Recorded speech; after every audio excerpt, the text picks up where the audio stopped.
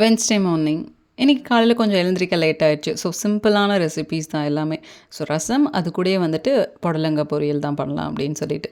ஆக்சுவலா இன்னைக்கு சாம்பார் அந்த மாரி ஏதாவது தான் பண்ணலாம்னு நெனச்சேன். பட் டைம் இல்ல. ஸோ அதனால தான் இந்த மாரி ஈஸியான வேல போயாச்சு. புளி போட்டு ரசம் வைக்கிறத விட, தக்காளி போட்டு ரசம் வச்சா இன்னுமே நல்லாயிருக்கும். அத கொதிக்க வச்சு அந்த தோலெல்லாம் எடுத்துட்டு பண்ணோம் அப்படின்னா. ஸோ அதனால தக்காளி ரசமே சிம்பிளா பண்ணிடலாம்.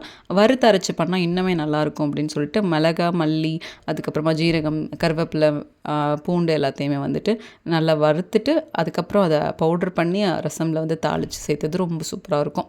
தக்காளி வந்து அப்படிதான் அந்த தோல் எடுத்துட்டு நல்லா வந்து கரைச்சி விட்டு சேர்த்தோன்னா சூப்பரா இருக்கும். ஸோ கார்ன் வந்து முன்னாடி நாளே கட் பண்ணி வச்சிருந்தேன். ஸோ அத வந்து ஸ்டீமர்ல போட்டு ஸ்டீம் பண்ண வச்சுட்டு, அதுக்கப்புறமா ஏபிசி ஜூஸ்க்கும் வந்துட்டு ஜூஸ் ரெடி பண்ணிட்டேன். ஸ்டீம் பண்ணி இந்த மாரி வெஜிடபிள் சாப்பிட்றது ரொம்பவே நல்லது ஹெல்த்துக்கு.